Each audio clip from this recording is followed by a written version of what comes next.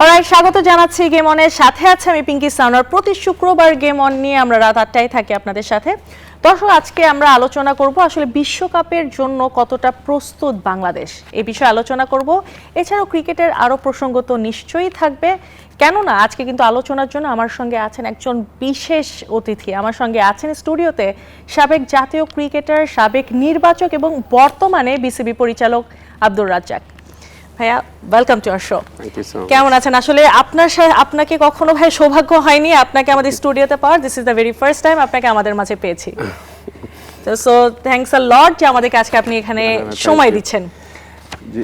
আসলে ক্রিকেট নিয়ে কথা বলতে তো ভালোই লাগে, কিন্তু সময়ের কারণে আসলে নিশ্চয়ই আপনারা আসলে অনেক ব্যস্ততার মধ্যে থাকেন, আমরাও দেখি সব সময় যে আসলে আপনারা সবকিছু নিয়েই ব্যস্ততার মধ্যে থাকেন।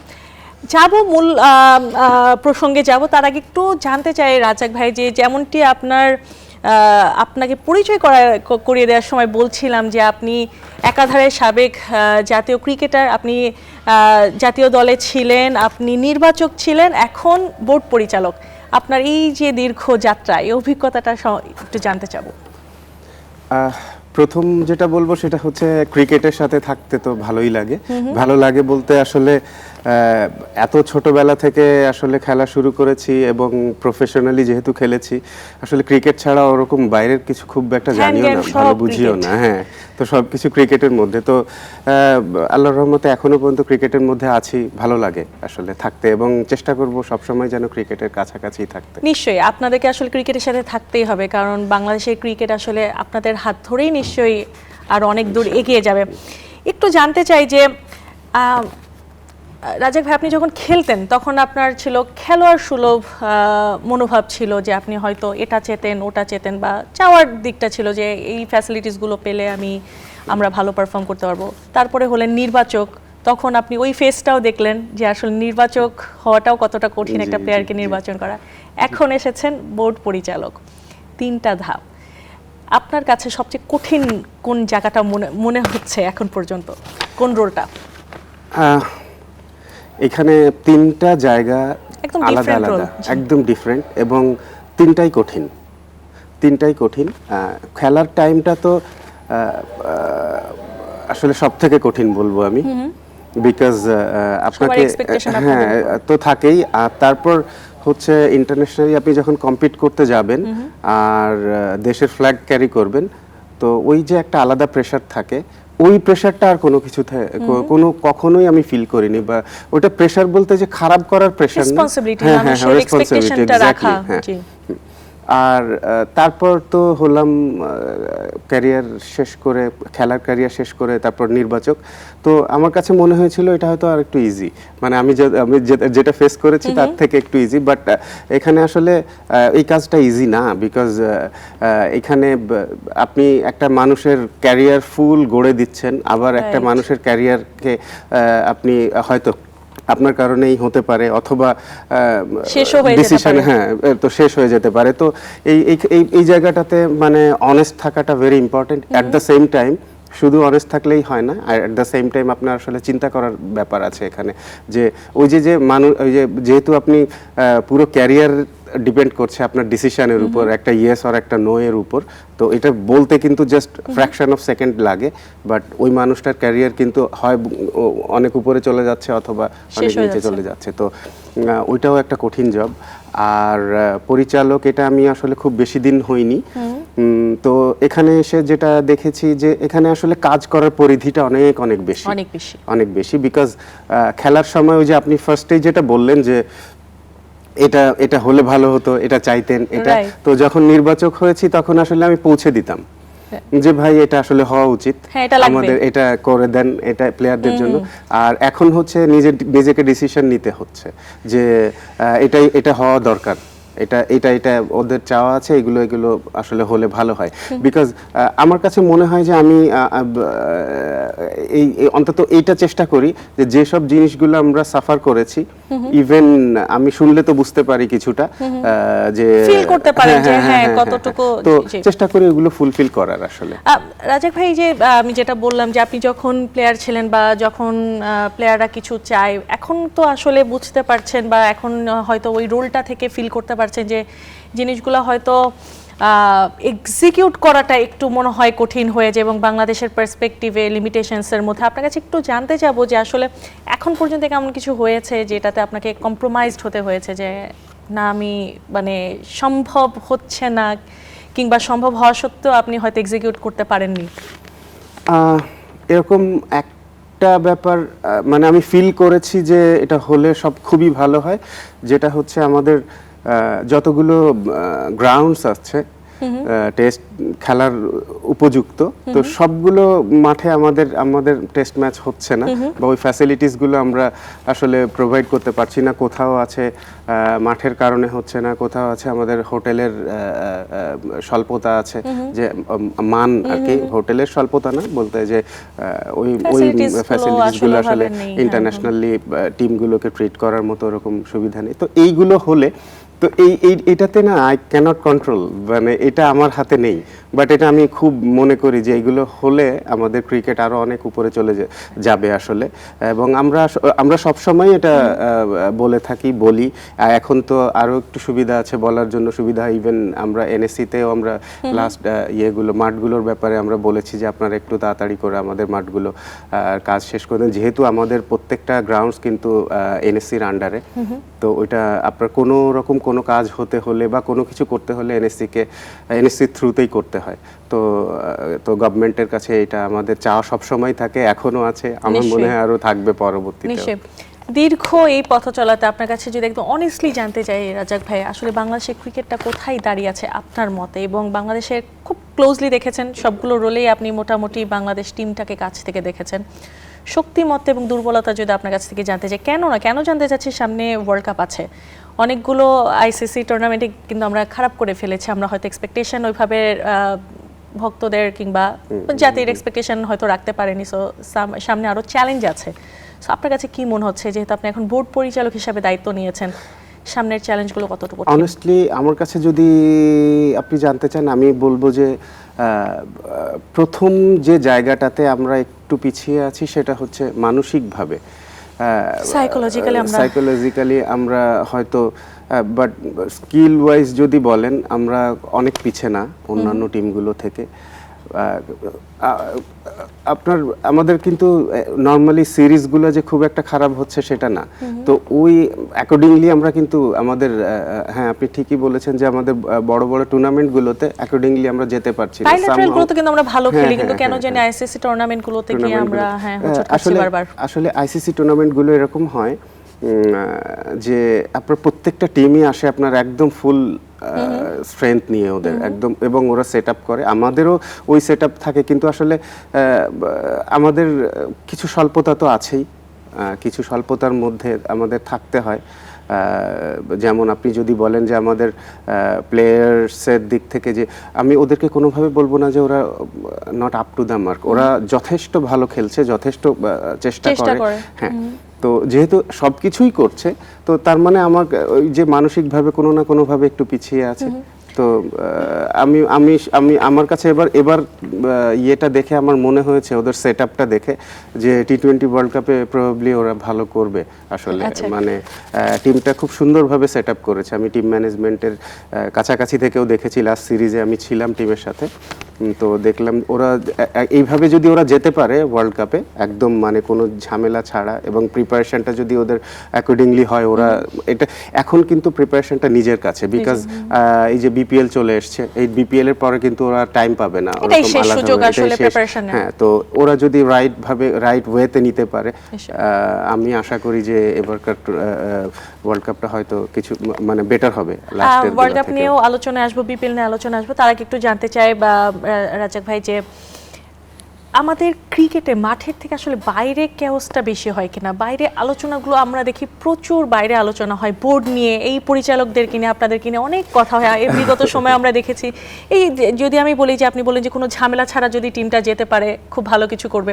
কিছুদিন আগে কিন্তু আমরা কিছু ঝামেলা আয়ারল্যান্ড সিরিজেই দেখলাম যে আসলে টিম নিয়ে লিটন দাস এবং নির্বাচক দীপু ভাইয়ের মধ্যে একটা জিনিস মিডিয়াতে চলে আসলো, এবং সেটা কিন্তু মিডিয়াতে চলে এসেছে একদম ওপেন, কিন্তু প্রেস কনফারেন্সে লিটন দাস জিনিসটা বলেছেন।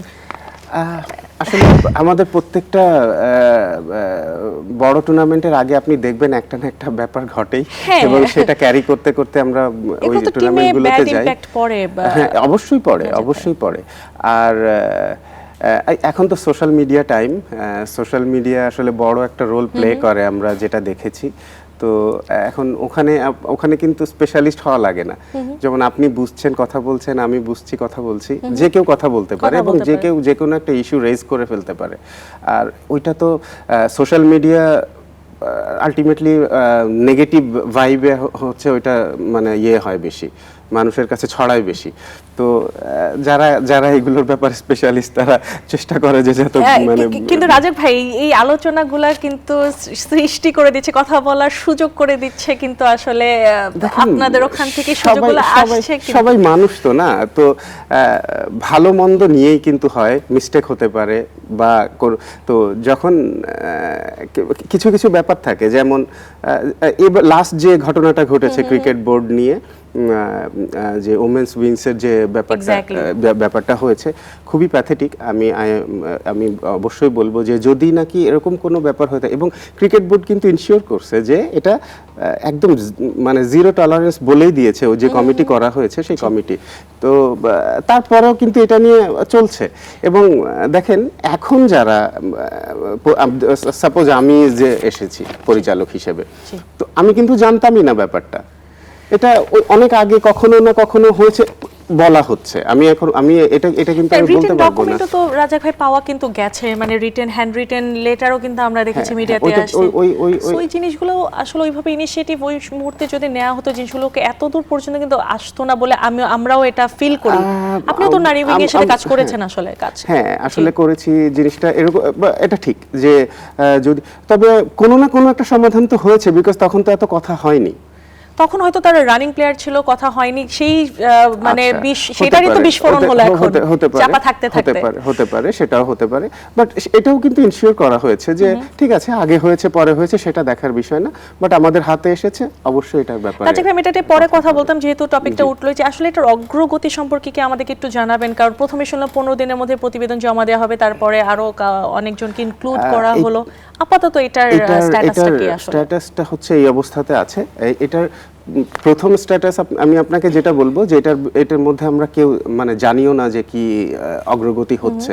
ইনকোয়ারি টিমই শুধুমাত্র বলতে পারবে, এবং তারা স্বাধীনভাবে করছে, তাদের মতো করে করছে। বাট এতটুকু আমি জানি যে একটা রিটেন চাওয়া হয়েছিল ওই পার্টিকুলার প্লেয়ারের কাছে। হ্যাঁ হ্যাঁ, তো ও খুব সম্ভবত জমা দিয়েছে বা সময় দিয়েছে, এরকম একটা কোনো ব্যাপার হয়েছে। কারণ এটার ব্যাপারে আমি আসলে জানতে চাইনি এই কারণে, কারণ তারা আমাদেরকে তো বলবে কিছু না কিছু। জানতে চাওয়ার মানে হচ্ছে I really don't want to push them, যে এখন ভেরি সেনসিটিভ। তো তাদেরকে স্বাধীনভাবে করতে দেওয়া উচিত। যে ক্লেম করা হয়েছে বা যেটা বলা হয়েছে, যদি সেটা ঘটে থাকে খুবই দুঃখজনক। আবার এরকমও হতে পারে যদি না হয়, সেটাও দুঃখজনক, বিকজ এটা তো অনেক বড় আসলে পুরো জাতি কিন্তু তাকিয়ে আছে বিসিবির দিকে, যে এটা একটা সেনসিটিভ ইস্যু, যেহেতু এই ইস্যুটার একটা সমাধান কিন্তু সবাই চায়। সেই সমাধানটা আসলে আমরা কতদিনের মধ্যে পেতে পারি আপনি আশা করছেন? যে হ্যাঁ, এর মধ্যে একটা প্রতিবেদন হয়তো বা জমা দেওয়া হবে, কিংবা? আসলে এটা ডিপেন্ড করছে যে ওই যে খুব সম্ভবত ওই প্লেয়ারের কাছে চাওয়া হয়েছে, তো ওটা একটা রিটেন কমপ্লেইন চাওয়া হয়েছে। রিটেন কমপ্লেইন, বিকজ মানে যারা এটা ইনকোয়ারি করছে ওরা কিন্তু ভেরি প্রফেশনাল। ওরা কিন্তু মানে ইভেন ওরা ক্রিকেট বোর্ড থেকে তো শুধুমাত্র একজন আছে, ওই যে রুবাবা আপা আছেন। জি জি জি। তো আসলে ওনার থাকাও দরকার, না থাকলেও তো আসলে, যেহেতু নারী ঘটিত জিনিস, একজন ওমেন এখানে ইনক্লুড থাকা উচিত। জি। তো এটা এই অবস্থাতেই আছে যে ওই যখন দিবে, যেহেতু টাইম নেওয়া হয়েছে, তো আমি অবশ্যই বলবো যে কোনো অগ্রগতি না হলে কিন্তু তারা চাইতো না জিনিসটা। তো এবং ওনারা বলেছে যে একবারেই জানাবে জিনিসটা, যেটা, বাট আমি আশা করব খুব তাড়াতাড়ি হয়ে যাবে। যে একটু খেলার দিকে আবার আসতে চাই, সেটা হচ্ছে আয়ারল্যান্ড সিরিজ যেটা আপনি বলছিলেন যে আয়ারল্যান্ডের মাধ্যমে তো শেষ সিরিজটা বাংলাদেশ খেলে ফেলেছে, সামনে ওয়ার্ল্ড কাপ আছে এবং বিপিএলটাই সম্ভবত শেষ সুযোগ বাংলাদেশ ক্রিকেটারদের সামনে যে একটা প্রস্তুতি নিয়ে নিবে এবং সাবেক অধিনায়ক মোহাম্মদ আশরাফুল এখন ব্যাটিং কোচ হিসেবে আছেন এবং তিনিও কিন্তু বলেছেন এটা একটা বড় সুযোগ। এটা নিয়ে একটা প্রতিবেদন আছে, একটু দেখে আসি, তারপর আবার আলোচনায় ফিরবো রাজাক ভাইয়ের সাথে। টানা দ্বিতীয় দিনের মতো মিরপুরে অনুশীলনে পারভেজ ইমন, তানজিদ তামিম, সাইফ হাসান ও নুরুল হাসান সোহানরা। বাংলাদেশের ব্যাটাররা লেগ সাইড প্রবণ বলেই তাদের নিয়ে বাড়তি পরিশ্রম টিম ম্যানেজমেন্টের। আইরিশ সিরিজ শেষে টাইগার কোচ ছুটিতে না গিয়ে ব্যাটারদের নিয়ে কাজ করছেন আলাদাভাবে। সেখানে সিনিয়র সহকারী কোচ মোহাম্মদ সালাউদ্দিন ও ব্যাটিং কোচ মোহাম্মদ আশরাফুল্লাহ ভুল ধরিয়ে দিচ্ছেন তাদের। বাইরের দেশের কাজ থেকে শিক্ষা নিয়েই তাদের এমন আয়োজন। ব্যাটারদের নিয়ে আলাদাভাবে কাজ করার কারণ জানালেন মোহাম্মদ আশরাফুল। সোফার 2 দিন আমরা 4টা ব্যাটসম্যানকে নিয়ে কাজ করেছি, তাদের ইন্ডিভিজুয়াল আপনার শটসগুলো ইমপ্রুভ করার জন্য আর কি। কোন কোন ব্যাটারের কোন কোন জায়গায় দুর্বলতা রয়েছে সেটি খুঁজে বের করার চেষ্টায় tiger head coach Phil Simmons. সেগুলো মাথায় রেখেই এমন আয়োজন। বিশেষ করে পারভেজ ইমন এবং তানজিম তামিম, দুইজন টপ অর্ডার ব্যাটসম্যান, তাদেরকে আসলে তারা তো ওভার দ্য টপ খেলতে পারে। তাদের জন্য শুরুতে যেন আমরা ক্রিকেটিং শটস, বলাররা যখন আপনার অফ স্টাম্পের বাইরে বল করবে সেই বলগুলো পয়েন্ট কাভার মিড অফ যেই গ্যাপগুলো আছে ওই গ্যাপে যেন শুরুতে আপনি যদি লো রিস্ক শট খেলেন তাহলে কিন্তু আপনার জন্য রান করাটা সম্ভব। ব্যাটারদের পর বোলারদের নিয়েও কাজ শুরু করবে কোচিং স্টাফরা। বিপিএল এর আগে সব বিভাগ নিয়েই তাদের রয়েছে পরিকল্পনা। 10-11 মনে হয় আপনার সেন্টারে যখন স্পিন খেলা হবে তখন হয়তো এই বিষয় নিয়ে কোচ আমরা আলাপ করব। আগামী 26 ডিসেম্বর মাঠে গড়াবে বিপিএল এর 12তম আসর। সেটি শেষ হতেই ভারত ও শ্রীলঙ্কায় শুরু হবে টি-20 বিশ্বকাপ। শুভদেবনাথ, নিউজ 24 ঢাকা। নিশ্চয়ই রাজীব ভাই, দেখছিলাম যে আসলে আশরাফুল বলছিল যে এটা শেষ সুযোগ। আপনার কাছেও জানতে চাবো যে আসলে বিপিএলটা কতটুকু প্রস্তুতি নেওয়ার জন্য ভালো মঞ্চ এবং এখানে উইকেটের মান নিয়েও কিন্তু প্রশ্ন থাকছে, কারণ ওই যেখানে খেলা হবে সেখানের সাথে এই উইকেটে আসলে কতটুকু প্রস্তুতি নিতে পারবে ক্রিকেটার, এই প্রশ্নটা রেখে একটা বিরতিতে যেতে চায়। বিরতি থেকে এসে আবার আলোচনায় ঢুকবো, কেউ যাবে না।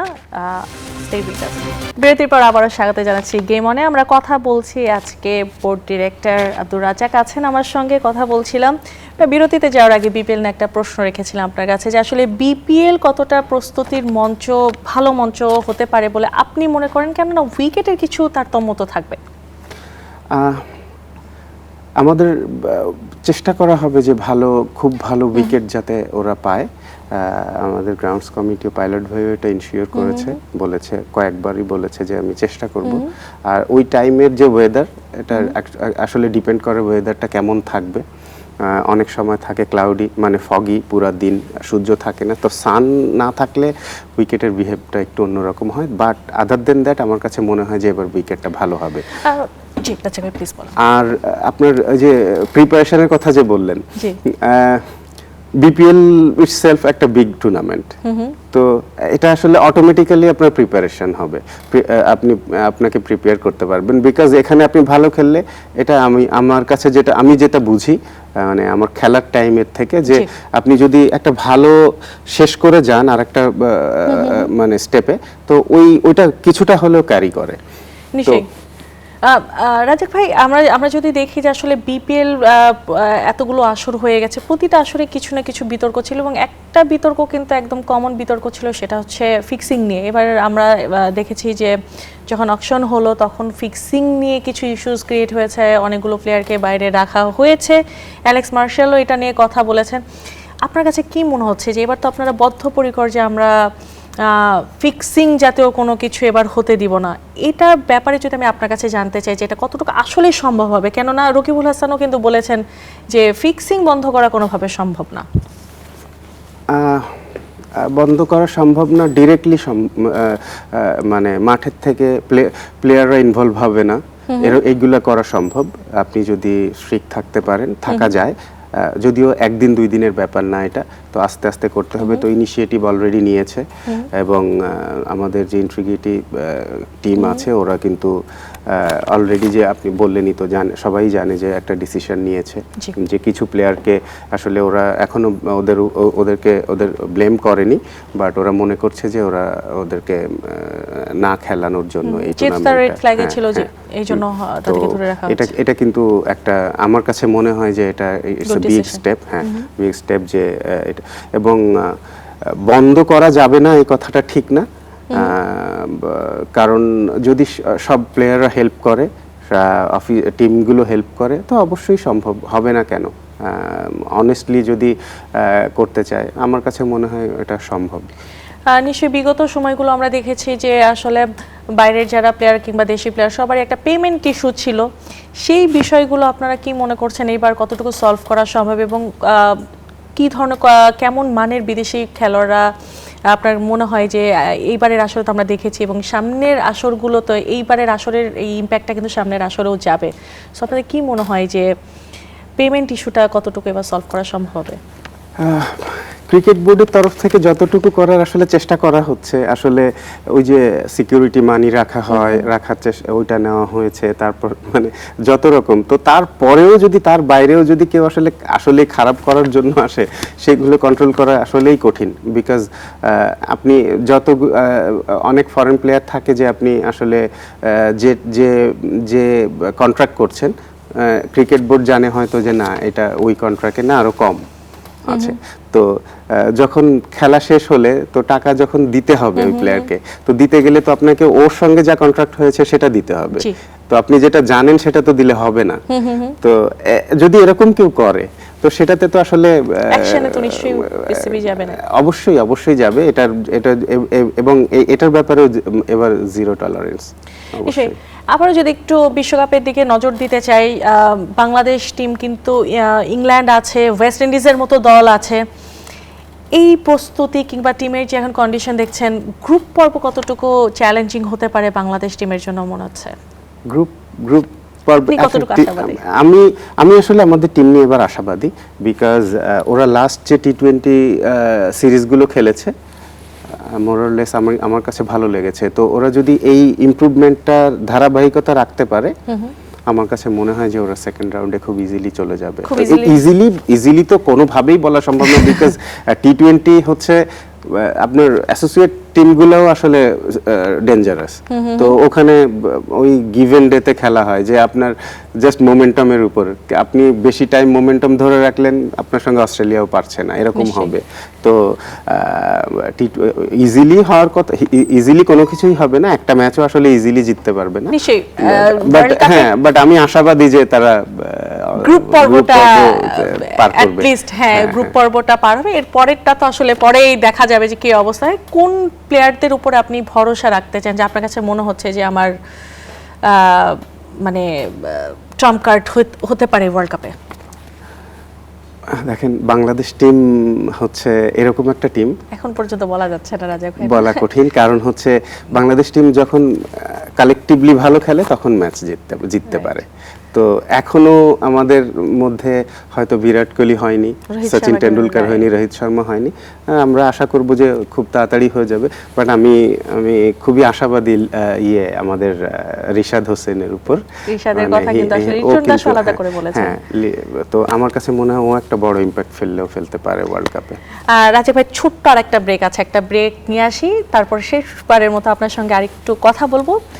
দর্শক শেষবারের মতো বিরতিতে যাচ্ছি, কোথাও যাবে না, ফিরছি কিছুক্ষণ। বিরতির পর আবারও চলে আসলাম গেম অনে, কথা বলছি আব্দুর রাজ্জাকের সাথে। ভাই একদম শোয়ের শেষ দিকে আছি, খুব বেশি সময় পাবো না, এখন ছোট্ট একটা প্রশ্ন আপনার কাছে রাখতে চাই যে আবারও আলোচনায় সাকিব আল হাসান, তিনি কিন্তু আবারও আসলে তার ইচ্ছাটা ব্যক্ত করেছেন দেশের হয়ে খেলেই তিনি রিটায়ারমেন্টে যেতে চান, ততদিন পর্যন্ত তিনি হয়তো ফ্র্যাঞ্চাইজি বা এই লিগগুলো খেলে যাবেন। কতটুকু সম্ভব আসলে দেশের সব কিছু যদি আমলে নেওয়া হয়, কতটুকু সম্ভব হবে? দেখেন ক্রিকেটার হিসাবে যদি আপনি আমার কাছে জিজ্ঞেস করেন, আমি বলি যে এটা তো আসলে হওয়াই উচিত। ক্রিকেটার সাকিব আল হাসান সবাই কিন্তু ভালোবাসে, সাকিব আল হাসানের জন্য এটা হওয়াই উচিত। আপনার প্রশ্নের উত্তরই আমার এইটা, যে ক্রিকেটার সাকিব আল হাসানের জন্য এটাই হওয়া উচিত। এবং সাথে তিনি আরেকটা মানে লাইনও কিন্তু যোগ করেছিলেন যে তিনি ক্রিকেট ছেড়ে রাজনীতিতেও থাকতে চান, তিনি আসলে তার ইচ্ছাটা, এবং তিনি দেশবাসীর জন্য কাজ করবেন, স্পেশালি মাগুরাবাসীর জন্য। এটা তো পার্সোনাল ইয়ে, তো ও একটা মানুষ অনেক কিছু করতে পারে। দেখেন আমি কিন্তু কথা বলছি ক্রিকেট নিয়ে, এবং আমার সঙ্গে সাকিবের রিলেশনও ক্রিকেট নিয়ে। তো আমি দেখবো ক্রিকেটটার দিকটা যে কি অবস্থাতে। তো ক্রিকেটার হিসাবে যদি বলেন, আমি চোখ বন্ধ করে আমি বলতে চাই যে বাবা বলতে পারি যে আসলে এটা হওয়া উচিত বা হলে ভালো। একটা সুযোগ আসলে তাকে দেশে মানে আসতে দেওয়া উচিত বলে আপনি মনে করেন কিনা, যে রিটায়ারমেন্টটা? ওই যে বললাম যে পলিটিক্যাল ইস্যুর ব্যাপারে আমি আসলে কিছু জানি না। আর এটা আমি অত ভালো আপনার জায়গা থেকে আসলে সেটা বলার সুযোগও নেই। সো ক্রিকেটার সাকিব আল হাসান যদি সুযোগ পায় আপনি নিশ্চয়ই খুশি হবেন। অবশ্যই খুশি হব, হ্যাঁ নিশ্চয়ই। ভাইয়া আজকে আপনাকে অনেক অনেক ধন্যবাদ। আজকে আপনি আমাদেরকে এখানে সময় দিয়েছেন। আপনার কাছ থেকে আসলে আপনার অভিজ্ঞতা এবং সবকিছু জানতে পেরে আমাদের অনেক ভালো লাগছে। অনেক ধন্যবাদ ভাই। নিশ্চয়ই আবার আপনাকে ব্যস্ততার মধ্যে খুঁজে পাবো আমাদের মাঝে। ইনশাআল্লাহ দেখা হবে আবার। নিশ্চয়ই। ধন্যবাদ আপনাকে। দর্শক, আজকে এখানে শেষ করছি গেম অন। আগামী শুক্রবারে আবারও নতুন কোনো বিষয় নিয়ে, নতুন কোনো অতিথি নিয়ে আপনাদের সামনে উপস্থিত হব। ততদিন সবাই ভালো থাকবেন, সুস্থ থাকবেন।